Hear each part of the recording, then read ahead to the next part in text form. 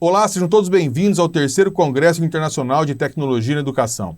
Eu sou o Fábio Pistori, professor de Direito Penal do Unisalesiano de Araçatuba, delegado de polícia no estado de São Paulo, e hoje temos a grata satisfação de ter conosco o amigo, o colega de profissão, o professor Rafael Francisco Marcondes, delegado de polícia no estado de São Paulo, autor de diversas obras jurídicas ligadas ao direito penal e ao processo penal, mestre e doutorando pela Universidade de São Paulo em processo penal e professor da Academia da Polícia de São Paulo. O professor Rafael irá trabalhar hoje um tema de suma importância e de suma relevância, que é o inquérito policial tratado à luz dos princípios e garantias constitucionais. Professor, seja muito bem-vindo e a palavra está com o senhor. Ótimo. Então, eu queria, mais uma vez, cumprimentar todos que nos acompanham. Como o professor Fábio mencionou, o meu nome é Rafael, sou delegado e professor da Academia de Polícia, e o tema que nós nos propusemos para conversar com todos aqui hoje é o inquérito policial à luz da Constituição Federal. Eu já deixo de antemão os meus contatos, o e-mail institucional, minhas redes sociais e o link, no Linktree, onde nós disponibilizamos não só os sites em que temos obras disponíveis na internet, mas também muitos artigos e trabalhos em fontes abertas para aqueles que tiverem interesse. E conforme eu avançar aqui em algumas abordagens, nós vamos, eu pontuo aqueles que têm links ou trabalhos disponíveis nesse Linktree, /Rafael FM Moraes, justamente para facilitar a divulgação e para aqueles que tiverem interesse em se aprofundar nos pontos que a gente vai rapidamente comentar por aqui. Então, eu só confirmo peço a gentileza de confirmar se está passando os slides, tudo bem? Sim, ok. Perfeito. Então, acho que a nossa proposta de fazer uma leitura constitucional do inquérito policial vai estar alicerçada em dois grandes princípios ou duas grandes cláusulas gerais, que são a dignidade humana, ou dignidade da pessoa humana, e o devido processo legal. E para que a gente trabalhe esses dois alicerces, esses dois fundamentos, é importante a gente ter em mente, olhando para a nossa Constituição, que a dignidade humana ela é estabelecida como um fundamento da nossa República, ela é tida pela doutrina como um princípio matriz, no sentido de cláusula geral, que são aqueles conceitos que não têm um conteúdo taxativo, pelo contrário, eles vão evoluindo e vão ganhando novas dimensões, mas quando a gente verifica na literatura jurídica e mesmo na jurisprudência, a gente percebe vários enfoques para a dignidade humana, mas aqui a gente vai escolher alguns, notadamente aquele que considera a dignidade humana na perspectiva da existência do Estado, enquanto poder público e enquanto uma criação do intelecto humano, para proteger as pessoas. Ou seja, o Estado só tem sentido de existir se for para proteger as pessoas. E pessoas em sentido amplo e sem distinções. Então, vítimas, testemunhas, investigados e os próprios agentes estatais que atuem notadamente na investigação criminal, que é o nosso principal objeto aqui de estudo e de debate nesse nosso encontro. Isso também implica a consideração da polícia, e notadamente da polícia judiciária, como uma polícia de Estado e não uma polícia de governo. Isso significa, portanto, que as instituições de polícia judiciária devem atuar baseadas na lei, nas previsões que o ordenamento jurídico impõe para o atendimento e para a execução da atividade de polícia judiciária, de investigação criminal, e não ao arbítrio ou à vontade do governante que esteja exercendo o mandato na ocasião. Então, não é o presidente da República, o governador do estado ou o prefeito que vão direcionar como deve atuar as instituições de polícia, porque não são instituições de governo, e sim instituições de Estado, isso à luz da própria dignidade da pessoa humana.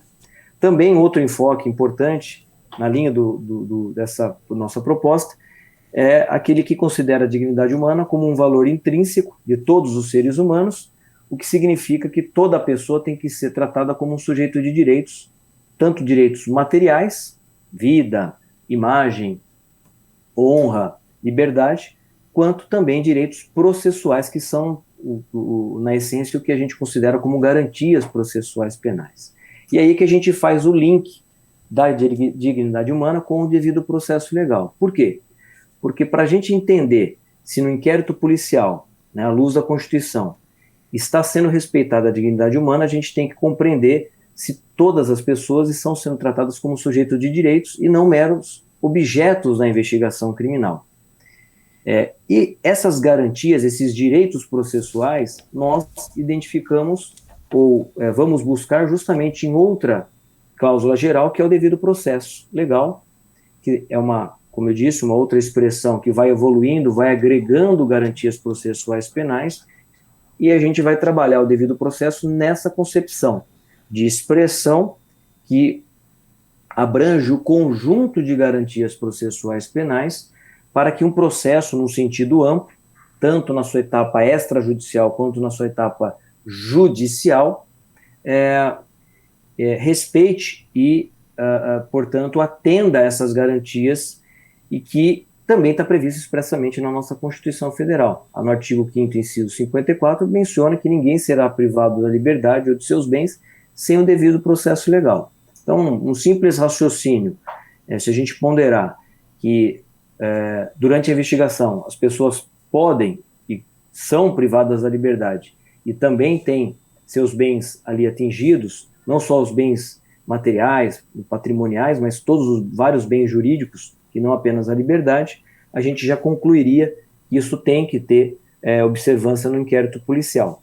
Mas essa aplicação ela não é tão clara e não é tão trabalhada na doutrina de um modo geral. A gente pode dizer que isso é um avanço aí relativamente recente, essa abordagem do devido processo no âmbito da investigação, e eu destaco aqui dois professores doutrinadores, que são docentes da Academia de Polícia e colegas delegados de polícia, que é o professor Emerson Girardelli Coelho e o professor Edson Luiz Baldan, este último delegado de polícia já aposentado, então hoje atualmente exercendo a advocacia, mas professor também, não só da Cadepol, mas professor da PUC de São Paulo.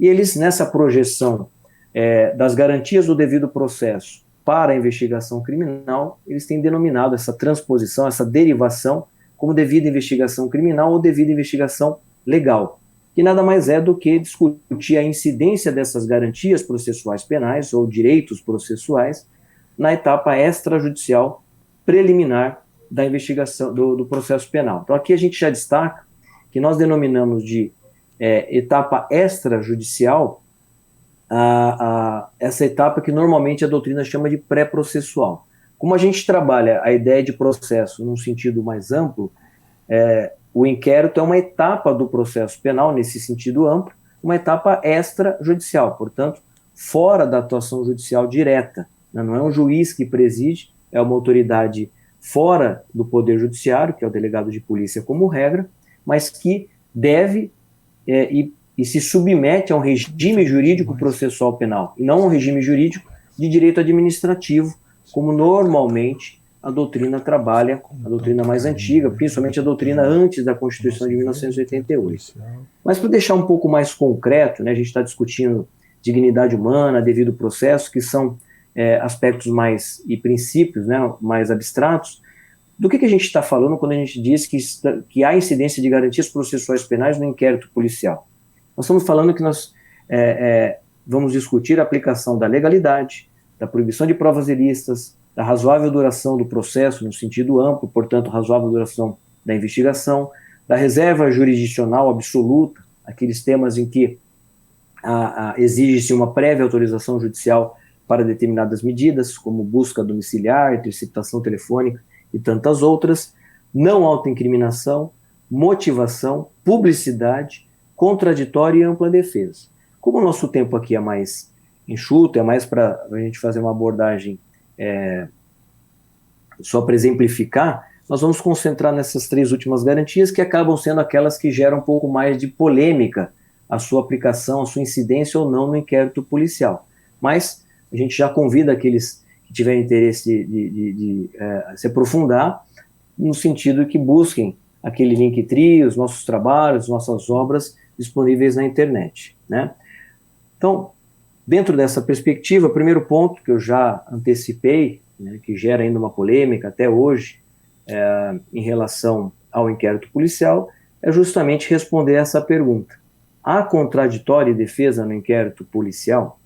Essa pergunta, se nós fizéssemos antes da Constituição de 88, muito provavelmente seria respondida em relação ao contraditório, quase sem dúvida, no sentido negativo, né? Porque até hoje a doutrina ainda insiste que supostamente não haveria contraditório no inquérito, sob a alegação que o inquérito seria um procedimento inquisitório, sem garantias, sem partes, sem interesses, e é uma visão, na nossa percepção, equivocada, né, sobretudo à luz da Constituição, e que reduz a participação, indevidamente, a participação dos envolvidos, sobretudo investigados e vítimas, na apuração dos fatos, né, e trata essas pessoas como meros objetos da investigação e não como sujeito de direitos.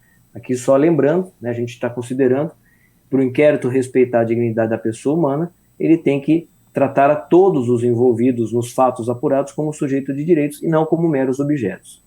Mas para a gente responder se há contraditório e defesa no inquérito, a gente precisa refletir um pouco sobre os conceitos dessas garantias, né? Então, essas garantias, repito, são garantias que integram o que se considera devido processo legal, estão previstas no artigo 5º, inciso 55 da nossa Constituição, que lá dispõe: aos acusados em geral são assegurados contraditório e ampla defesa com os meios e recursos a ela inerentes.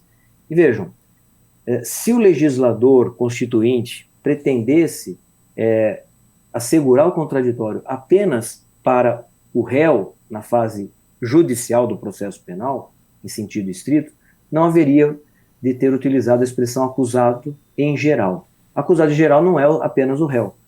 E a doutrina aqui já vem se debruçando, interpretando que esse acusado em geral é um imputado, é toda aquela pessoa que tem contra si um fato imputado, ainda que não formalmente definido numa denúncia ou numa queixa-crime.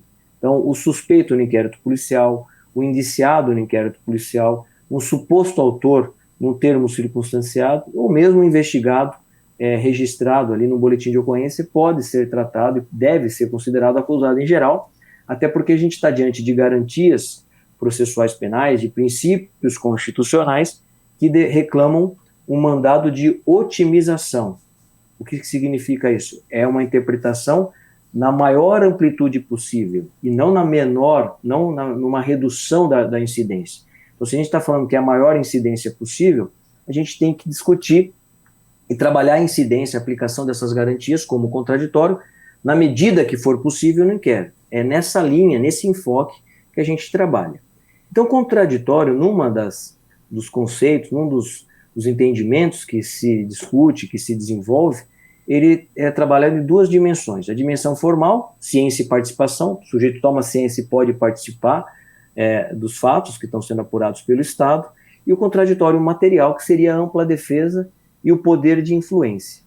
E nesse sentido, a ampla defesa ela integra o contraditório como uma dimensão substancial do contraditório. Em outras palavras, o que a gente pode considerar aqui é que a ampla defesa é um desdobramento da participação, né, a partir do momento que o sujeito tem ciência. Então, está sendo investigado por um determinado crime, toma ciência daqueles fatos e pode participar e influenciar na investigação. Como assim influenciar? Pode dar a versão dele, trazer álibis, requerer diligências, se defender no sentido amplo, porque afinal de contas, a gente trabalha com uma concepção da polícia judiciária como uma atividade e uma instituição imparcial. Ela não é um instrumento da acusação e muito menos um instrumento de defesa. Ele tem que apurar os fatos de maneira imparcial e de maneira a não considerar quem vai ser prejudicado ou beneficiado com aquela investigação. Não tem que ter um viés de apuração para acusação ou para defesa. Tem que cumprir, né, a legislação, apurar os fatos da melhor maneira possível, esgotando todas as hipóteses inclusive aquelas que possam afastar a imputação, inocentar o investigado ou amenizar a situação da pessoa que está figurando como investigado. Isso também exige romper com a dicotomia inquisitório-acusatório ou dicotomia acusatório-inquisitório, que a gente observa na doutrina processual penal ainda. O que significa isso? A gente observa que existe uma certa visão muito reducionista em que quer rotular todos os institutos como acusatório e inquisitório. E nessa rotulação, normalmente o inquérito é rotulado como inquisitório, no sentido, numa carga totalmente negativa que essa palavra tem, de que se tratam de institutos sem garantias, com arbitrariedades, de toda sorte de ilegalidades, tortura e outras questões que têm não só um caráter de ilegalidade, mas toda uma conotação negativa, como eu falei. E alguns ainda sustentam que o sistema brasileiro seria um suposto sistema misto, em que uma fase é inquisitória, ou inquérito, e outra fase é acusatória. E a gente acaba vendo muitas vezes que esse discurso parece que durante o inquérito é um inferno na terra, porque tudo não tem que prestar nenhum tipo de compromisso constitucional com garantias processuais penais, com contraditório, com defesa, e até com legalidade, e a partir do momento da ação penal, né, do oferecimento da denúncia ou da queixa, recebida a acusação formal, o sistema passaria a ser acusatório, e aí todas as garantias teriam incidência. Ou seja, seria uma zona franca de arbitrariedade durante o inquérito, e a partir da fase judicial tudo ficaria ótimo, tudo ficaria com uma qualidade positiva. Isso evidentemente não condiz com os compromissos constitucionais. Então, nossa proposta aqui, seguindo alguns colegas como o professor Henrique Hoffmann, é superar esse rótulo de inquisitório que a doutrina tradicional costuma fixar ao inquérito, no sentido de denominar o inquérito como um procedimento apuratório, com garantias, submetido a um regime jurídico processual penal e não administrativo, e um contraditório extrajudicial, um contraditório possível, limitado, mitigado, fraco, imperfeito, ou seja, não é o contraditório na sua dimensão enxergada lá na fase judicial, mas é um contraditório que tem aplicação na densidade sustentada para a investigação, ou na densidade aplicável para a investigação criminal. Conforme a imputação vai aumentando durante a persecução, incluindo o inquérito, o contraditório vai acompanhando. O binômio ciência e participação, conforme a imputação ganha maior volume, maior relevância, o investigado, o imputado em sentido amplo, tem que ter condição de participar, de tomar ciência do que está acontecendo, até porque, como a gente falou, a apuração tem que ser imparcial. E, portanto, o desdobramento, a gente falou aqui rapidamente do enfoque do contraditório, já avançando para a defesa, a gente também, acho que o contraditório, a gente vê algumas narrativas, algum tipo de abordagem que ainda tenta fazer uma leitura da nossa visão equivocada para sustentar que não há contraditório no inquérito. Zero, né, que seria binômio, ou é inquisitório ou é acusatório, não tem um meio termo, né? Então, esses rótulos a gente busca superar a partir da ideia de devido processo e de devida investigação. Tem que ter garantias e ponto, não tem que ficar discutindo nessa mentalidade inquisitorial de que o inquérito não tem garantias e se aceita isso como se fosse uma coisa, uma verdade absoluta e inquestionável. Agora, a defesa, acho que hoje não tem como, né? Não existe narrativa que a pessoa fala, não tem defesa no inquérito. Vejam, a defesa é dividida em duas dimensões, autodefesa e defesa técnica. Como vai se sustentar hoje que não tem direito de presença, audiência, né, de ser ouvido, de postular pessoalmente, direito ao silêncio e não autoincriminação no inquérito policial, quando isso é a essência de qualquer pessoa que esteja envolvida, quando comparece na delegacia, quando é ouvida, quando pede diligências para a autoridade policial, quando exerce o direito ao silêncio, e boa parte dessas garantias, se não forem respeitadas, se forem violadas, ensejam crime de abuso de autoridade. Então, só a autodefesa, que como o nome já diz, é a defesa pelo próprio investigado, já suplantaria esse entendimento. Agora, a defesa técnica, ainda que ela não seja obrigatória, propriamente, por lei, como é na fase judicial, no inquérito policial ela é facultativa, mas o advogado tem prerrogativas muito contundentes, né, tanto advogado constituído particular, quanto o defensor público que venha a ser designado para o investigado.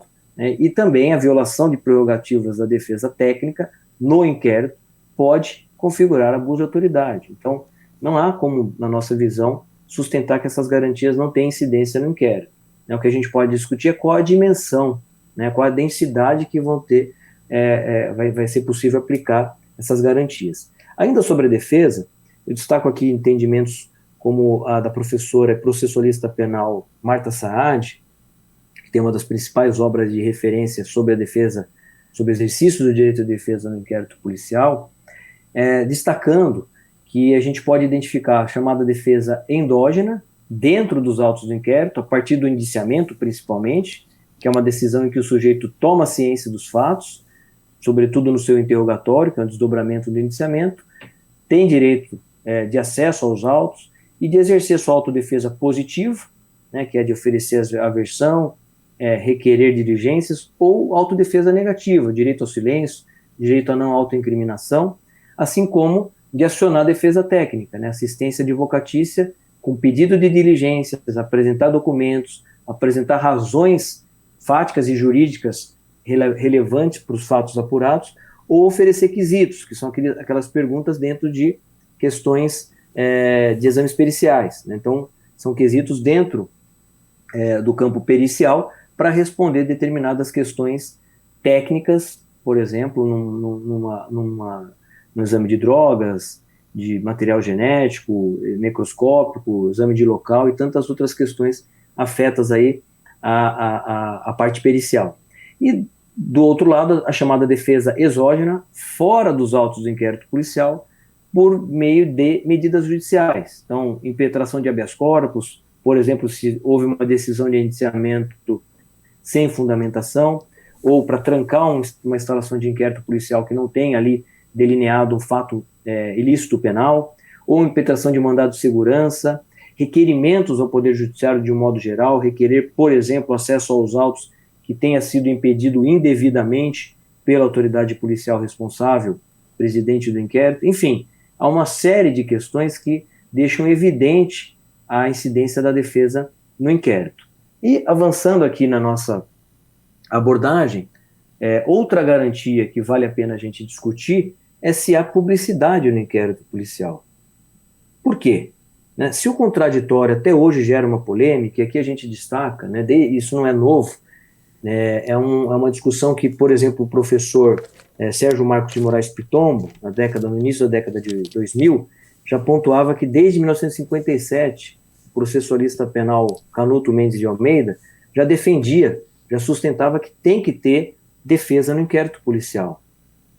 E o Frederico Marques, que é outro processualista, defendia exatamente o contrário. Entendia que era inquisitório, que não tinha defesa e que não tinha nenhuma garantia. Eu não preciso dizer que foi essa visão, na nossa percepção equivocada, na época a gente até entende, mas agora não cabe mais, né?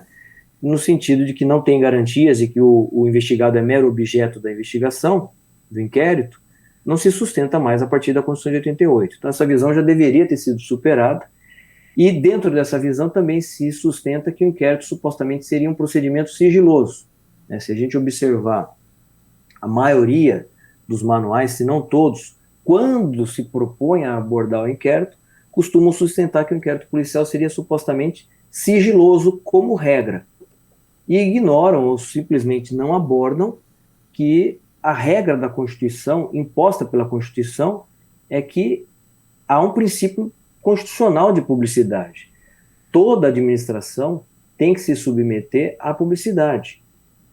A Constituição, no artigo 5º, inciso 60, e no artigo 37, exigem, e só a publicidade, só autorizam restringir a publicidade para a defesa da intimidade e por interesse social.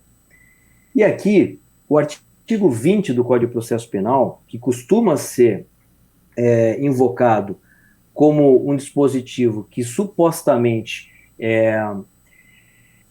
demandaria o entendimento do inquérito como sigiloso, numa leitura desapaixonada, à luz da Constituição, o artigo 20, ele admite que o delegado assegure no inquérito o sigilo, mas não como regra, é o sigilo que for necessário para a elucidação do fato ou exigido pelo interesse da sociedade.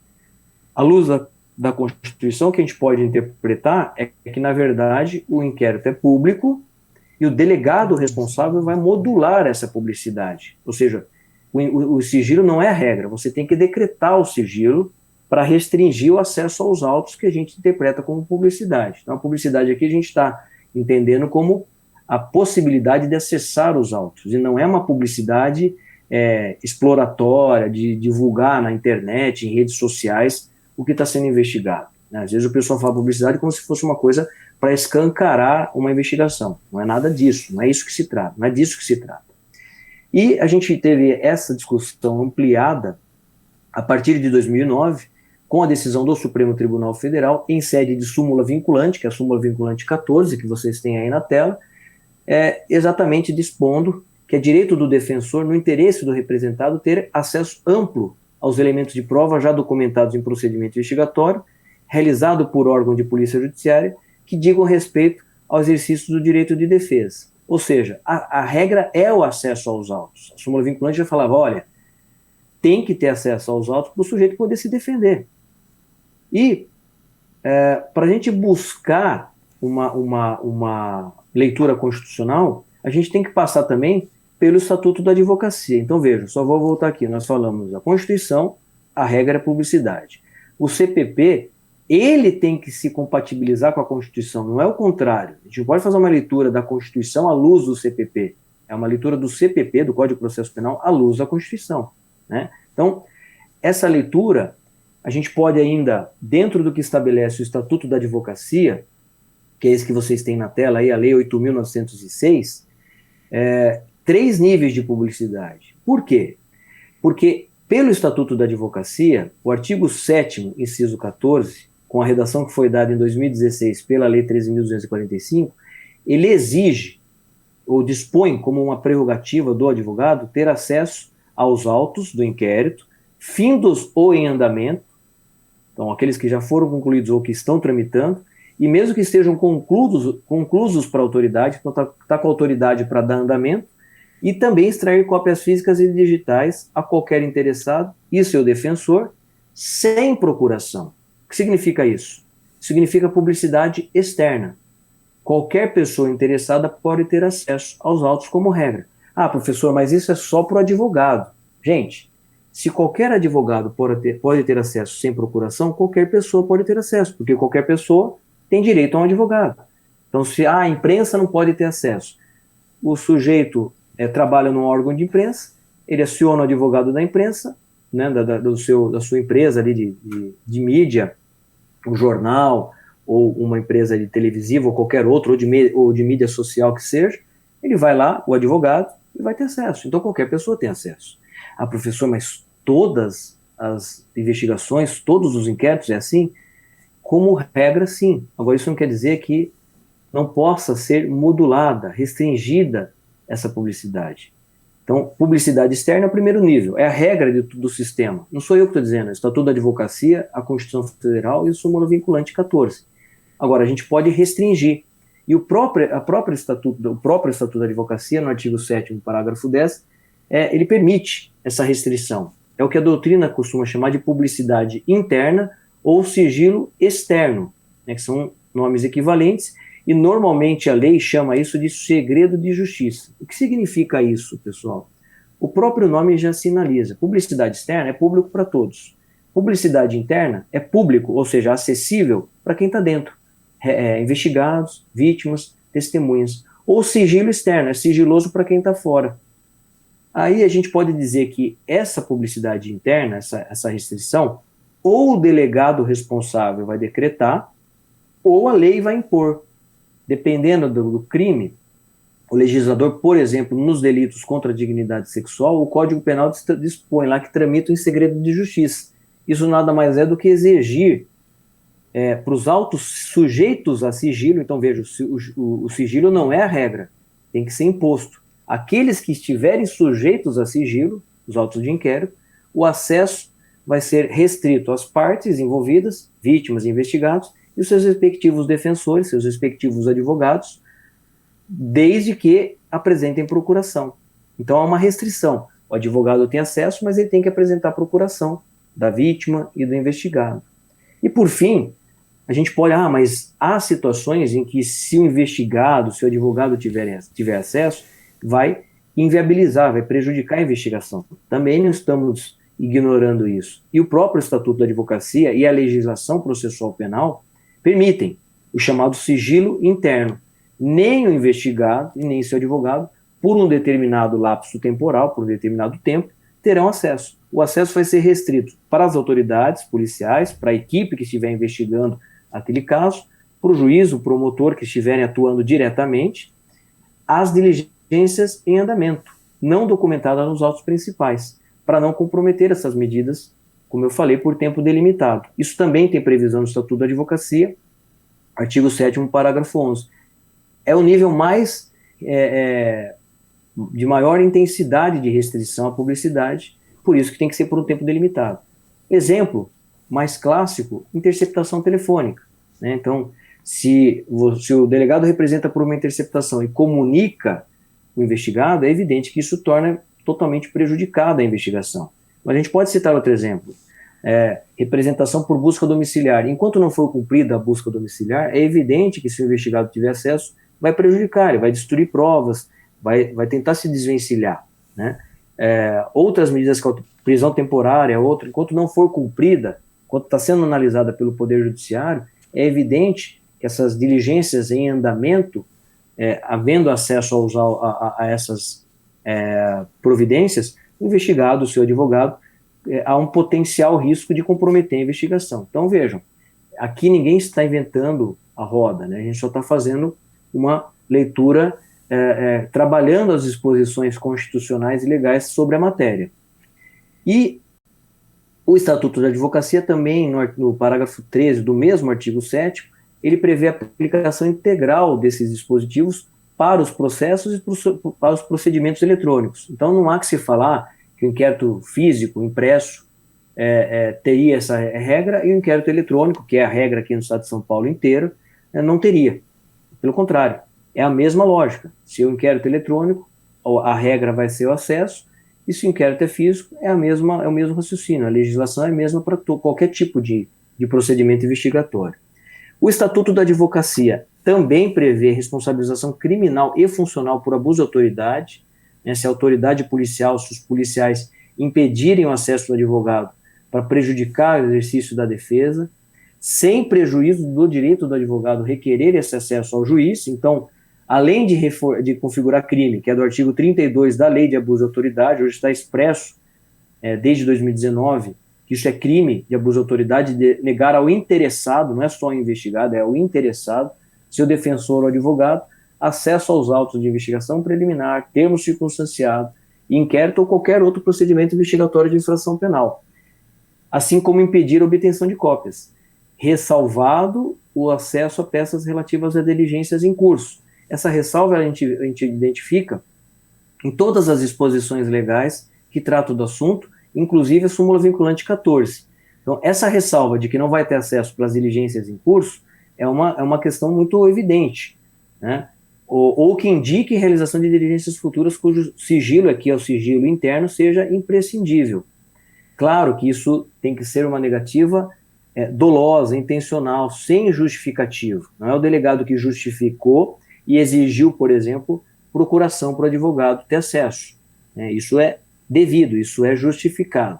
Para configurar crime, a gente não pode banalizar a configuração de um crime de abuso de autoridade.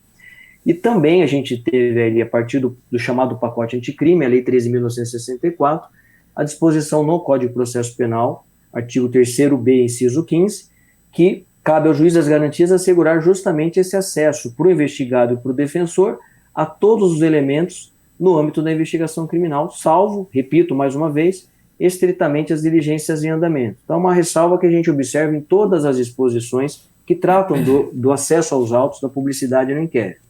E a Academia de Polícia tem um enunciado sobre o tema, eu destaco esse enunciado de número 3, aprovado no seminário Polícia Judiciária e a Nova Lei de Abuso de Autoridade, realizado na Academia de Polícia da Polícia Civil de São Paulo, e convido aqueles que tiverem interesse, no Linktree a gente tem a versão digital, né, para download aberto, né, grátis, da Lei de Abuso de Autoridade, da obra sobre a Lei de Abuso de Autoridade, publicada pela Academia de Polícia, e que, nesse enunciado, dispõe justamente que o delegado vai decretar o sigilo externo do procedimento investigatório fundamentadamente para tutela da intimidade ou do interesse social, ou seja, para não prejudicar a investigação e não expor a intimidade de vítimas e de investigados, por exemplo, e do mesmo modo determinará o sigilo interno, restringindo por um determinado período, né, inclusive para o investigado e para as vítimas, quando entender que houver risco de comprometimento da eficiência, da eficácia e da finalidade das diligências a serem realizadas. A gente pode verificar que esse enunciado ele resume, né, esse tratamento que se propõe em relação à publicidade no inquérito à luz da Constituição. Então ninguém está dizendo que o inquérito vai ser escancarado, o acesso, mas que tem que ser tratado como regra o acesso à publicidade, e o delegado é responsável por fazer essa modulação, tanto do sigilo externo quanto do sigilo interno, que, repito, não são automáticos. É necessário decretar. Se você precisa determinar como regra, salvo se a lei impuser, como é o caso dos crimes sexuais, não é a regra é a publicidade, e o sigilo tem que ser decretado. E, caminhando mais para o final da nossa abordagem aqui, vou discutir brevemente algumas características que são sustentadas em relação ao inquérito policial à luz da nossa Constituição Federal. A primeira delas é que o inquérito supostamente seria escrito, e a gente propõe que o inquérito seja tratado como um procedimento preferencialmente oral. Por quê? A doutrina antiga, que defende até hoje que o inquérito seja escrito, ela invoca o artigo 9º do Código de Processo Penal, que desde 1941 dispõe que as peças do inquérito serão reduzidas a escrito ou datilografadas, e neste caso rubricadas pela autoridade. Em tempos de gravação audiovisual, de internet, de inquérito policial eletrônico, fica até sem sentido a gente falar, por exemplo, de datilografar peças, né? Mas ainda assim, o próprio Código de Processo Penal, lá no artigo 405, parágrafo 1º, embora trate da instrução judicial, faz referências a institutos e status de pessoas do inquérito, ou seja, tem aplicação direta no inquérito e dispõe que sempre que possível, portanto, preferencialmente, o registro dos depoimentos, das oitivas de investigados, indiciados, repito, figuras do inquérito, ofendido e testemunha, será feito por meios ou recurso de gravação magnética, estenotipia, digital ou técnica similar, inclusive audiovisual, ou seja, a regra pelo CPP é gravação audiovisual, é registro oral, não tem que ficar traduzindo e digitando o que a pessoa falou, porque destinado justamente a obter maior fidelidade das informações, que é uma redação que foi dada em 2008 pela Lei 11.719. Então a gente pode afirmar que desde essa alteração, o inquérito, sim, necessariamente deve ser interpretado como preferencialmente oral. Claro que isso implica todo um investimento em recursos, por exemplo, para a gravação audiovisual das oitivas nas delegacias. A gente está dizendo que isso é gradativo, mas que por lei já se autoriza. E as técnicas modernas de entrevista investigativa, baseadas na psicologia do testemunho, que é a área que estuda como funciona a memória humana, elas trabalham lá toda uma sequência de protocolos importantíssimos para a fidelidade da obtenção das provas dependentes da memória, como é o caso dos testemunhos, que exige planejamento, preparação, elaboração de hipóteses, respeito e colaboração com a pessoa que está sendo entrevistada, que é conhecida pela palavra rapport, relato livre, perguntas abertas, e eu destaco, registro audiovisual. Todos os países considerados modernos, que trabalham com técnicas modernas e profissionais de investigação, já têm adotado registro audiovisual, né?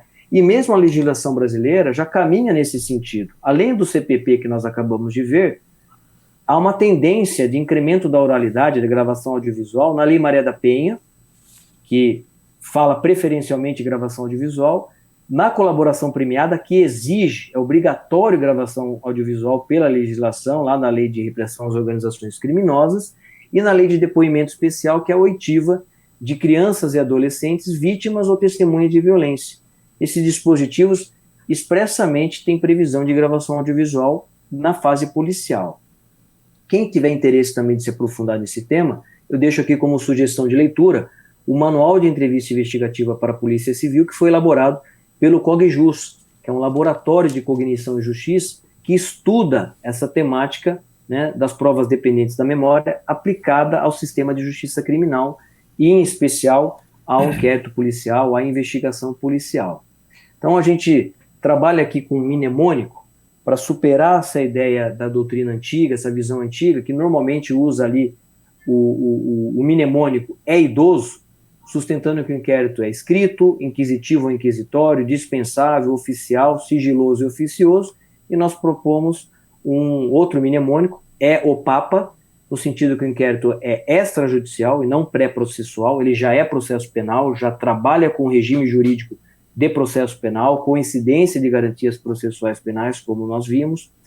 Ele é oficial, mas não no sentido reducionista que a doutrina chama, no sentido de que seja um órgão oficial, é mais do que isso, ele é o procedimento oficial, é o procedimento investigatório previsto na Constituição Federal e na lei para legalmente, de maneira legítima, investigar uma pessoa.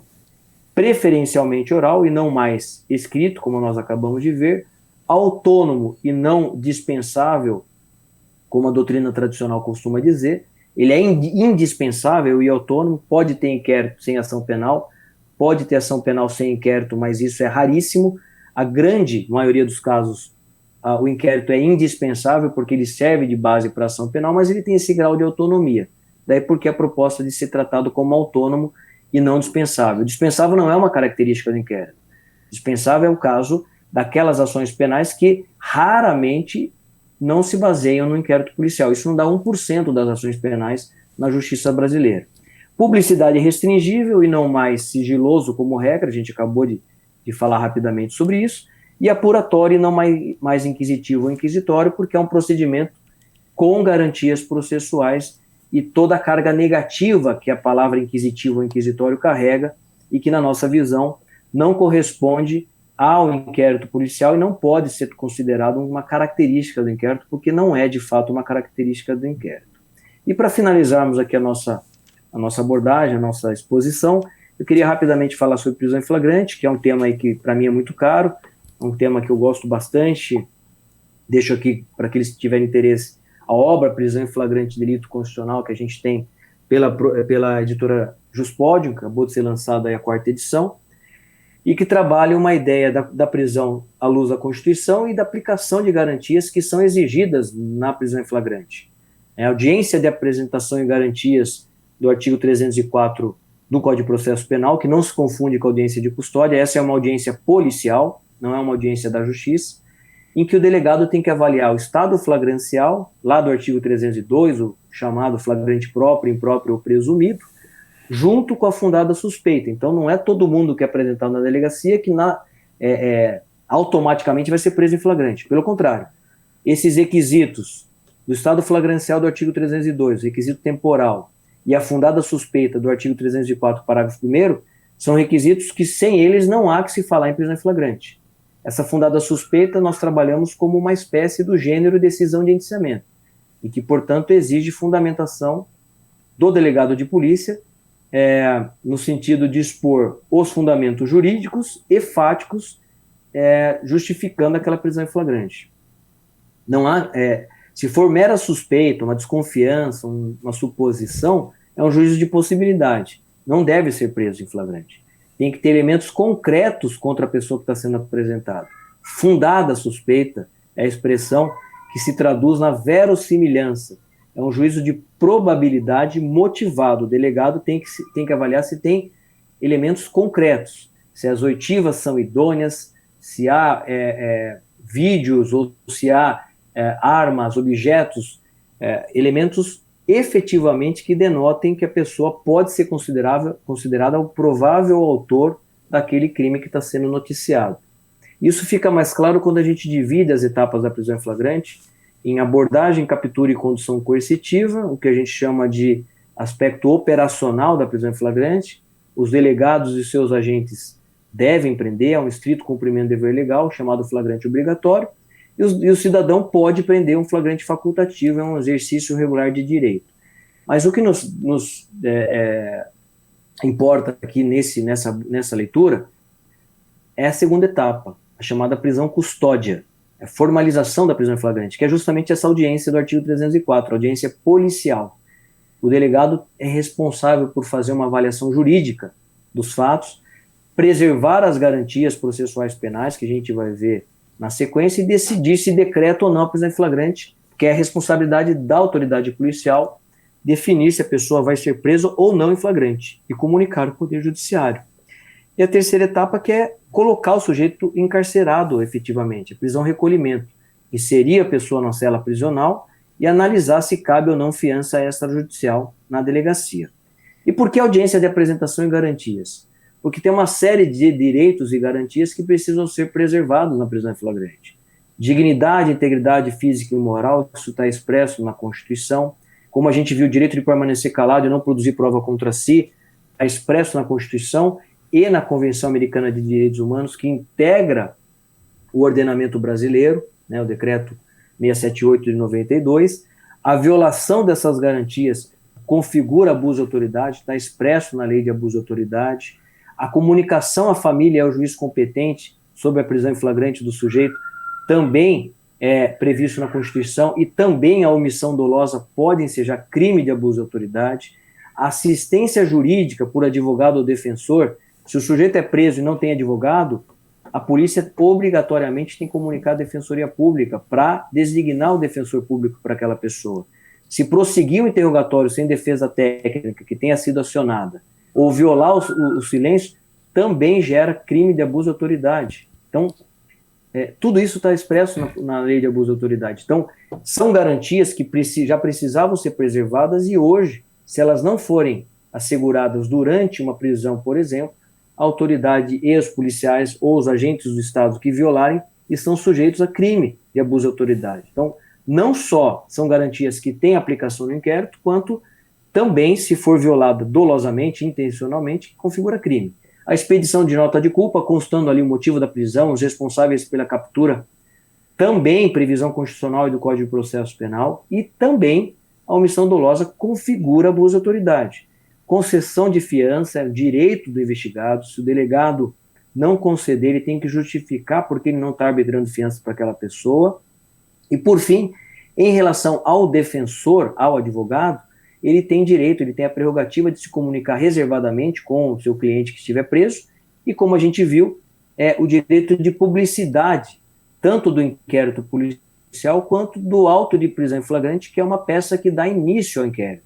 Então, tanto a prisão em flagrante, todas as peças que integram, e o respectivo inquérito policial que seja instaurado a partir da lavratura daquele auto de prisão em flagrante. E para a gente encerrar, mais uma vez, né, o impedimento doloso dessa comunicação reservada e desse exame, dessa publicidade dos autos do inquérito, do auto de prisão em flagrante, pode configurar abuso de autoridade. Isso também está expresso na lei de abuso. Então vejam, ninguém está inventando, né? São questões que já tinham aplicação, todos os delegados de polícia e policiais civis do Brasil inteiro já tinham a obrigação de preservar, e hoje a lei de abuso, desde 2019, menciona que, se não forem preservados essas garantias processuais penais no inquérito policial, a gente pode suscitar um questionamento sobre crime de abuso de autoridade.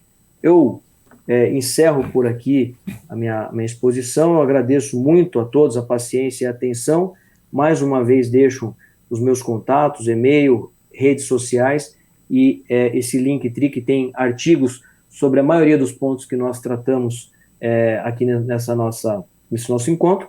E, mais uma vez, agradeço e deixo um forte abraço a todos, em especial para o meu amigo, professor Fábio, pelo convite de participar deste evento. Professor Rafael, em nome do Unisalesiano, eu agradeço mais uma vez a participação e parabenizo pela brilhante explanação. É tão bom saber que nós temos colegas como o senhor que tratam o inquérito policial com tanto carinho, com tanto respeito. O inquérito policial é algo tão antigo, mas ao mesmo tempo é algo tão atual. Mas é atual devido à sua importância. Nós, como delegados, sabemos o quanto o inquérito policial ele é criticado, mas aqueles que o criticam é porque não têm a noção ainda da importância do inquérito policial como peça de investigação. É aquela visão arcaica, é aquela visão ultrapassada, de que inquérito policial ainda é algo inquisitório, quando, na verdade, como bem colocado pelo senhor, ele deve ser tratado como uma peça apuratória. Né? Brilhante, adorei essa colocação. Né? E por todos os motivos elencados pelo senhor. O inquérito policial hoje, a nossa investigação hoje, ela é pautada pela mais restrita legalidade.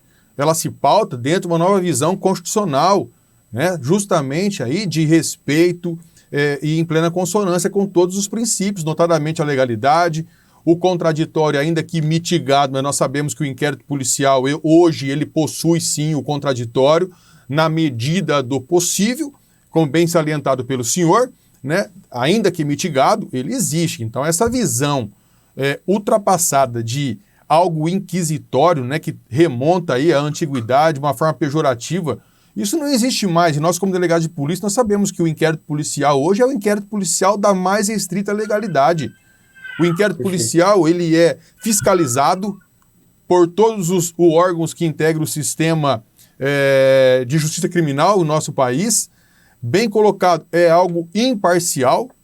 Né? Naquela relação piramidal, nós temos que colocar o delegado de polícia, assim como o juiz está no topo de cima, lá entre as partes, nós estamos aqui embaixo trabalhando sim, não para o órgão acusador e nem para a defesa, mas sim para a produção da prova. Então o inquérito policial, ele merece sim ser tratado como o senhor o trata. E agradeço mais uma vez pelo empenho e que continue assim. Nós sabemos que o inquérito policial, hoje, ele serve de sustentáculo, de base, de fundamento, como o senhor bem salientou aí, em mais de 90% das ações penais. Ainda que se trate aí, ainda que digam alguns que ele é algo dispensável, o que eu também não concordo, queira ou não queira, hoje o inquérito policial, ele serve de base para mais de 90% das ações penais, tamanha a sua importância. Então nós temos que fazer logicamente, uma releitura do inquérito policial à luz da Constituição Federal, como o senhor vem tratando aí de forma com brilhante maestria. Sabe? A palestra do senhor, para quem irá assistir aí, é algo que vem de encontro a tudo aquilo que o delegado de polícia espera e como realmente o inquérito policial ele tem que ser tratado.